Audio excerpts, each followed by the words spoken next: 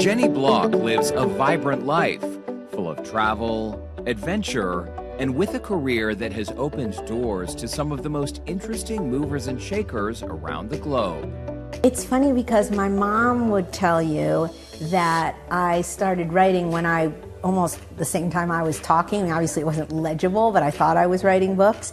I mean, I don't know if it actually said anything, but in my mind, it read like a story. That creative spark was just the beginning. Now, Jenny is a full-time writer, wife, and mom, and author of a brand new book about saying yes to life and to yourself. I'm on my 5th book, but I feel like I've been writing longer than that. Before the book tours and worldwide adventures, Jenny was in the classroom.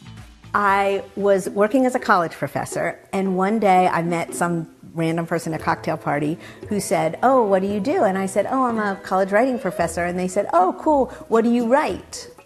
And I said, I don't know, like workbooks and test banks. And they're like, "But like you teach writing, like what do you write?"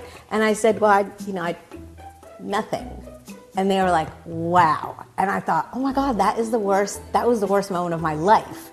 So she chased down an editor, literally. So I'm embarrassed to tell you that I stalked this poor man all the way to the parking deck so that he could not get into the car until he promised me that I could write a story for Virginia Horse Quarterly.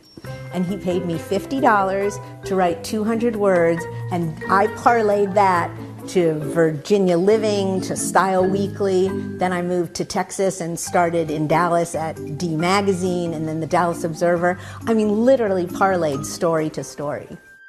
Today, Jenny has built a career on writing. Her work has appeared in respected publications across the country, including the New York Times. Now she celebrates the release of her 5th book, all about what it means to be bold, brave, and unapologetically yourself. You know, I feel like one of the biggest mistakes that we make as humans is not being human with each other. Like, I don't know if it's Instagram or TV, I don't know what it is, but I feel like we're supposed to always be perfect all the time. You know, I go to a lot of events and cover a lot of things and, oh, fancy this and fancy that. And I always feel like as soon as I tell the story about being a human, being a pet mom, to being a neighbor, to being a writer, being vulnerable has led me to making the best relationships, writing the best stories, making the best connections. Jenny also believes in stepping outside of your comfort zone. When I was 40 years old, I had never even been on a roller coaster. I had never let my feet leave the ground, basically. I was always the coat holder. Oh, let's go do this. Okay, I'll hold the coats. Okay, let's go do that. Okay, I'll hold our seat. Let's go swim, jump, fly, run, attack, whatever. Okay, I'll park the car. But then one day, while visiting an amusement park with her daughter and then girlfriend, she decided to stop holding back. And I said, "Jenny Block, who do you want to be?" Because I'll tell you what, that 4-year-old or 6-year-old or whatever sure doesn't look scared of this roller coaster. What's going to happen? All right, let's do it. Then I hated it. I don't love the feeling of your stomach going in your throat, but you know what? I didn't die. I didn't even throw up. But I got to be with my family. I got to do the thing.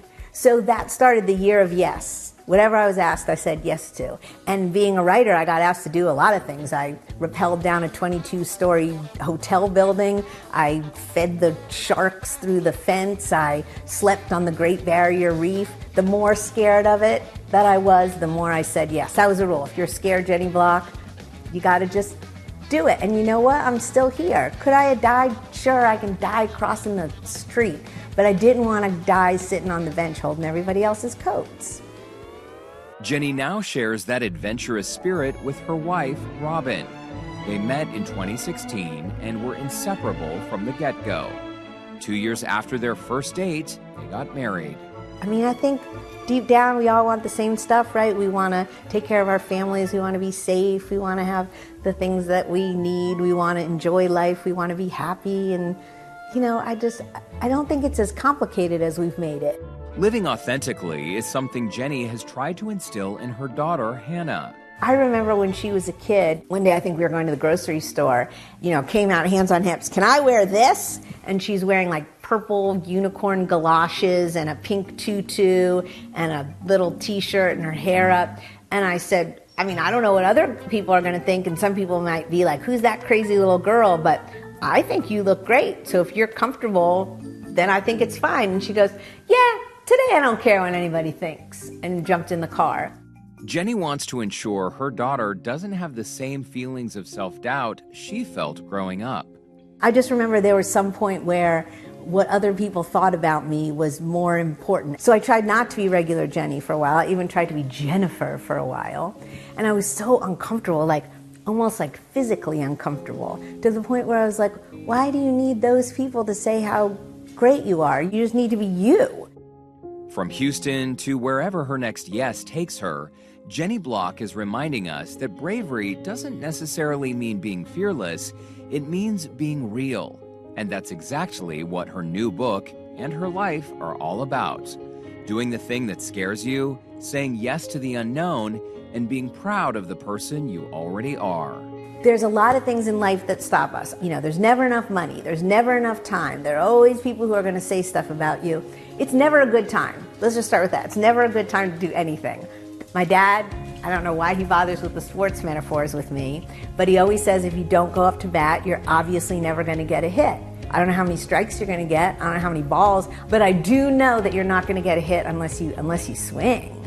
Do I still sit on the bench sometimes? Totally. You know, do I have regrets about the things that I either did or didn't do? Yeah, I mean, I'm still a human being. But I try my best to be the girl who at least says, yeah, I gave it a shot. It did or it didn't, but I gave it a shot.